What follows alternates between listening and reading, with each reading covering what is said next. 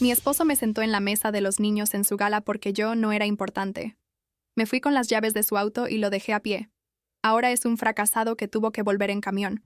Todavía puedo escuchar el ruido agudo de un tenedor de plástico chocando contra un plato de cartón, mientras yo, una mujer hecha y derecha, intentaba procesar que mi propio esposo me había sentado en la mesa de los niños. Sí, en medio de una gala corporativa rodeada de ejecutivos, diamantes y vestidos de diseñador, el hombre que juró amarme y respetarme decidió que mi lugar estaba entre crayones rotos, vasos con tapas antiderrames y niños de 5 años manchados de puré. El sonido de las llaves de su preciado auto chocando dentro de mi bolso fue lo único que me devolvió a la realidad en ese instante. Y pensar en la imagen de ese mismo hombre, con su traje de miles de pesos, caminando por el lodo en la madrugada para subirse a un camión de ruta porque yo lo dejé tirado en medio de la nada, es un recuerdo que me va a dar años de vida. Pero para que entiendan la magnitud de esta humillación, cómo llegué a ese punto de quiebre y cómo este infeliz cavó su propia tumba, tengo que contarles todo desde el principio. Me llamo Valeria, tengo 26 años y mi vida siempre ha sido un malabarismo constante.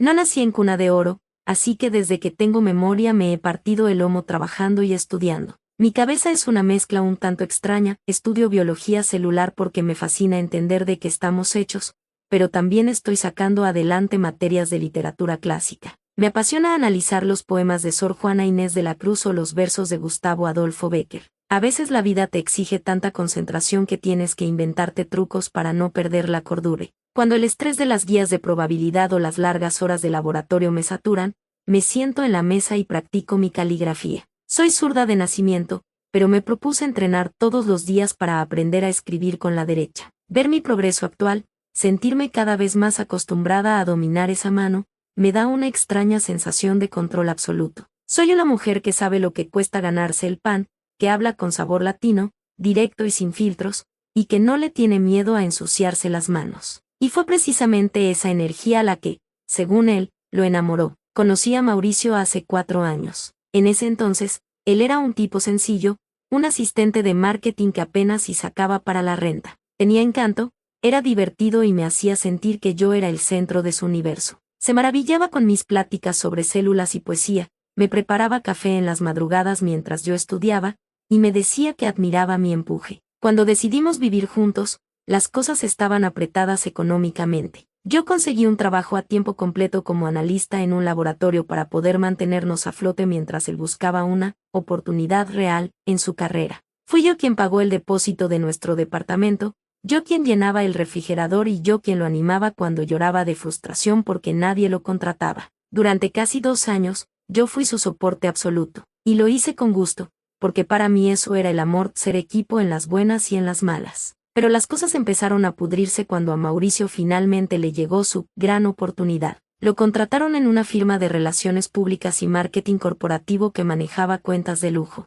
El sueldo era grosero. De la noche a la mañana, el Mauricio que se comía unos tacos en la esquina conmigo desapareció, y en su lugar nació un monstruo arribista y obsesionado con las apariencias. Su círculo de amigos cambió por completo. Empezó a juntarse con juniors, tipos que nacieron ricos y que basaban su personalidad en el precio de su reloj.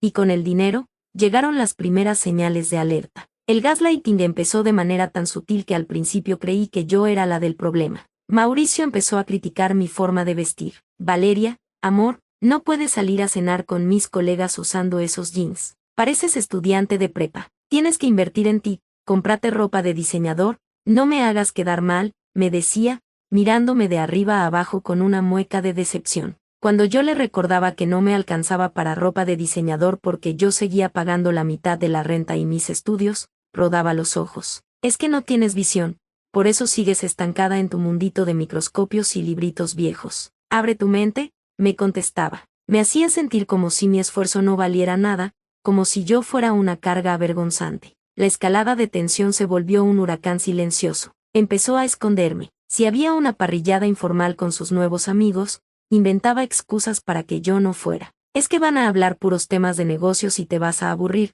o, es de imprevisto. Amor, mejor quédate estudiando, yo sé que estás estresada. Una noche, revisando su Instagram, vi una foto grupal de una cena a la que supuestamente solo iban los jefes. En la foto estaban todos sus compañeros con sus respectivas novias y esposas, sonriendo, tomando vino caro. me hervía la sangre. Cuando lo confronté, me aplicó la manipulación más baja. Valeria, estás paranoica. No te avisé porque a ti no te gustan esos ambientes, eres muy directa, a veces no tienes filtro y allá la gente es más refinada. Solo trato de evitarte un mal rato. Me llamó corriente en mi propia cara, disfrazándolo de protección. Empecé a dudar de mí misma. Me preguntaba si realmente yo era tan inadecuada, si mi forma de ser era un estorbo para su éxito. Lloré muchas noches en silencio, practicando caligrafía con mi mano derecha para calmar la ansiedad que me devoraba el pecho, preguntándome en qué momento me había convertido en una sombra en mi propia casa. Y entonces llegó el evento clave, la gran gala anual de su empresa. Era el evento más importante del año, una fiesta de fin de año en una hacienda lujosísima a las afueras de la ciudad. Era obligatorio ir con pareja porque el CEO de la empresa era muy tradicional y valoraba la unidad familiar. Mauricio no tuvo más remedio que llevarme. Estuvo semanas insoportable. Me obligó a ir a comprar un vestido de noche que rebasaba mi presupuesto, me dictó cómo debía peinarme y me dio un maldito sermón en el auto de ida. Por favor, Valeria, te lo suplico, no hables de biología, no hables de poesía, a nadie le importa Becker aquí. Si te preguntan, dices que trabajas en investigación médica. Sonríe, sé discreta, y por lo que más quieras, no te sirvas más de 2 copas. Hay mucho en juego hoy, me van a anunciar para un ascenso, me dijo, aferrando el volante de su preciado auto. Hago una pausa aquí para hablar del auto. Un BMW deportivo que se compró hace 3 meses a crédito, pagando cuotas absurdas solo para impresionar a sus amigos. Amaba ese coche más que a su propia vida. Yo llevaba las llaves en mi pequeño bolso de noche porque sus pantalones de traje eran muy ajustados para cargar bultos. Llegamos a la hacienda. El lugar era ridículamente espectacular, lleno de luces, mesas con mantelería de seda, meseros de guante blanco y gente que olía a dinero viejo. Al entrar, el jefe de Mauricio lo interceptó de inmediato. Mauricio se transformó, puso su sonrisa de tiburón, me soltó del brazo y empezó a adular a medio mundo. Me presentó rápidamente y luego me dijo al oído, ve a buscar nuestra mesa, amor, estoy haciendo networking. Es la mesa principal, busca mi nombre. Caminé por el salón sintiéndome fuera de lugar. Fui a la mesa principal, la más cercana al escenario. Había tarjetas con nombres. Busqué el mío. Revisé silla por silla. Estaba el nombre de Mauricio junto al del vicepresidente de la compañía, pero a su lado no estaba mi nombre. Estaba el de la esposa del vicepresidente. Busqué en la siguiente silla. Nada. Mi nombre no estaba en la mesa principal. Pensé que había un error. Busqué a la organizadora del evento, una mujer con un auriculator que corría con una tableta en la mano. Disculpa, soy Valeria, la esposa de Mauricio. No encuentro mi tarjeta en la mesa principal, le dije. La mujer revisó su tableta,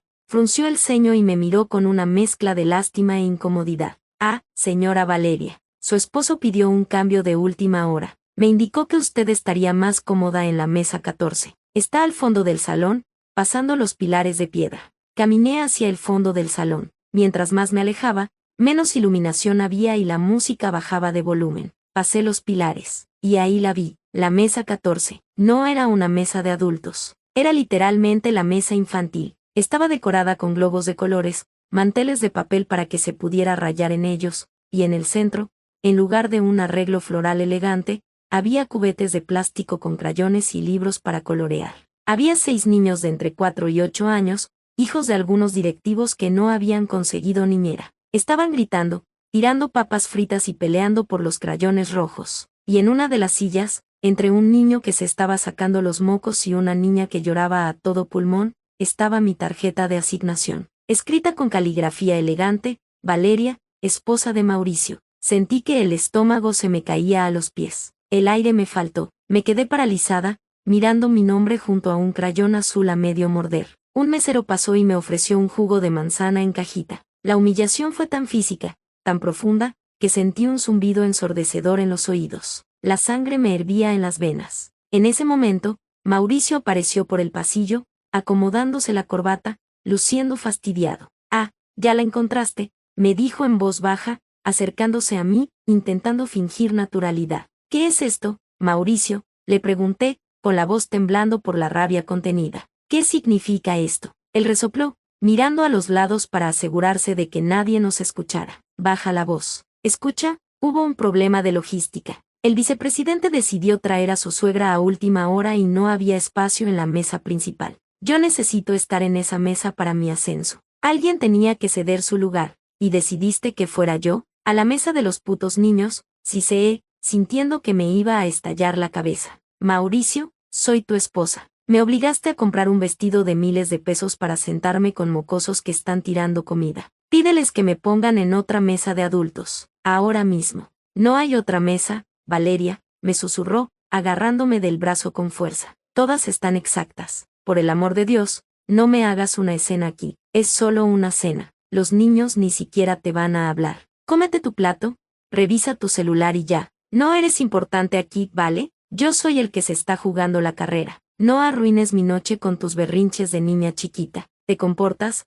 Terminas de cenar y luego nos vamos. No me busques en la mesa principal. Me soltó el brazo, se dio la media vuelta y caminó rápido hacia el salón principal, dejándome sola frente a la mesa 14. Me senté. El asiento era un poco más bajo de lo normal. La niña de al lado me miró y me preguntó por qué estaba tan grande. Un niño frente a mí volcó accidentalmente su vaso con refresco de naranja, salpicando el dobladillo de mi vestido caro. Me quedé mirando la mancha naranja en la tela oscura. Ese fue mi quiebre emocional. En ese milisegundo, sentada en una silla miniatura, oliendo a refresco barato y escuchando a Peppa Pig en un iPad que una madre había dejado ahí, la venda se me cayó de los ojos. Procesé todo. Los 2 años que lo mantuve, las veces que aguanté sus críticas, el gaslighting constante, el desprecio por mis estudios, el hecho de que me estuviera ocultando de su mundo como si yo fuera una mancha de suciedad en su vida impecable. Él no me amaba, él me despreciaba, me usó de trampolín cuando no tenía nada y ahora que tenía dinero,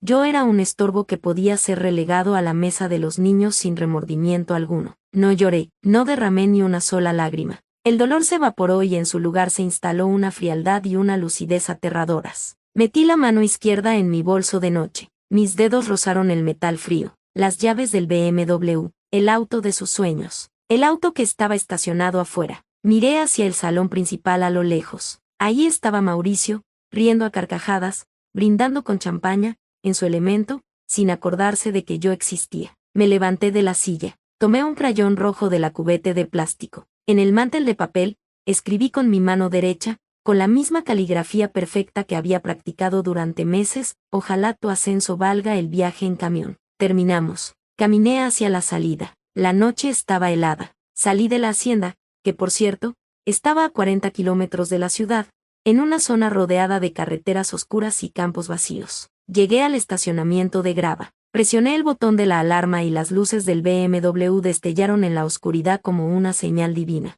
Me subí al auto, encendí el motor, puse mi música a todo volumen, pisé el acelerador y me fui. Conduje los 40 kilómetros de regreso a la ciudad sintiéndome más libre de lo que me había sentido en años. Llegué a nuestro departamento, subí a la habitación y saqué 2 maletas enormes. En menos de una hora, empaqué toda mi ropa, mis libros, mis apuntes de biología y literatura, todo. Como el departamento estaba a mi nombre y el contrato de renta era mío, dejé sus cosas de diseñador exactamente donde estaban. Solo empaqué mi vida entera. Llamé a mi prima que vive a unas cuantas calles y le pedí asilo. Dejé las llaves del BMW en la barra de la cocina, puse mis maletas en un Uber y me largué. Lo que pasó en la hacienda me lo contó después una compañera de trabajo de Mauricio que presenció el desastre y que siempre me tuvo simpatía. A la 1 de la mañana, la gala terminó. Mauricio, borracho de éxito y alcohol, fue a buscarme a la mesa 14. No me encontró. Vio el mantel rayado. Creyó que yo estaba haciendo un berrinche y que lo estaba esperando en el auto. Salió al estacionamiento,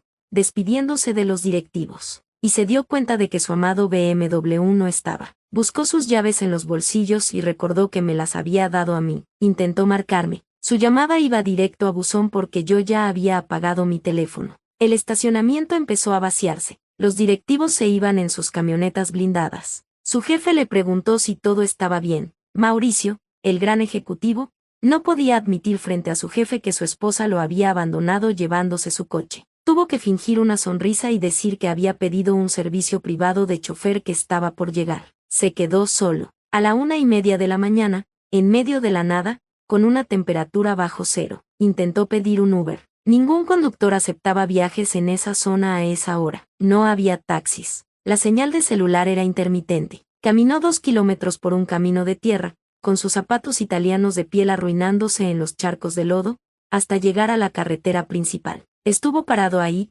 temblando de frío en su smoking, intentando hacer tosta. A las 3 de la mañana, el único transporte que pasó fue un camión de ruta foránea, un autobús viejo y destartalado que llevaba trabajadores agrícolas y gente que viajaba de un pueblo a otro. Mauricio, el hombre que no soportaba que lo vieran conmigo en jeans, tuvo que rogarle al chofer que lo subiera, pagando el pasaje con monedas que encontró en el fondo de sus bolsillos. Se pasó las siguientes 2 horas sentado en un asiento de plástico roto, rodeado de gallinas y gente durmiendo, oliendo a diésel y sudor, con el smoking lleno de barro y la humillación quemándole el alma. Llegó al departamento a las 5:30 de la mañana, pálido, congelado, furioso y destrozado. Abrió la puerta esperando gritarme, pero encontró el silencio absoluto. Vio mi closet vacío. Vio las llaves de su coche en la barra. Encendí mi teléfono a las 10 de la mañana del día siguiente. Tenía 73 llamadas perdidas, un mar de mensajes de WhatsApp que pasaban de la furia histérica al ruego patético. Estás loca,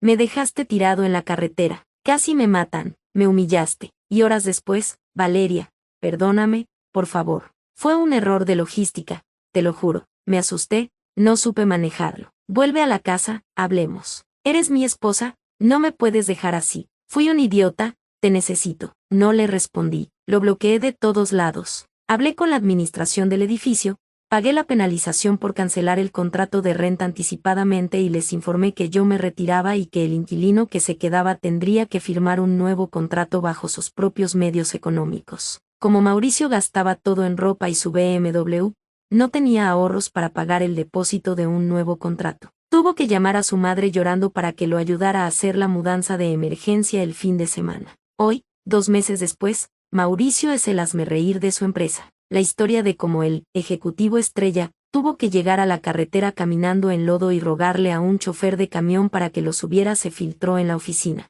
El respeto que tanto se mató por conseguir desapareció en una sola madrugada. Su ascenso fue cancelado porque su jefe consideró que su estabilidad emocional y personal no era apta para el puesto. Yo estoy viviendo en un departamento más pequeño, mucho más feliz. Aprobé mis materias de literatura con honores, mis investigaciones de biología van excelente y mi caligrafía con la mano derecha es impecable. A veces me siento con un café, admiro mi tranquilidad y pienso en él. Pienso en el hombre que creyó que podía tratar a la mujer que le dio todo como si fuera basura. Y sonrío, porque si hay algo más satisfactorio que la venganza, es la venganza servida con la paciencia de una mujer que sabe escribir su propio destino, literalmente, con ambas manos.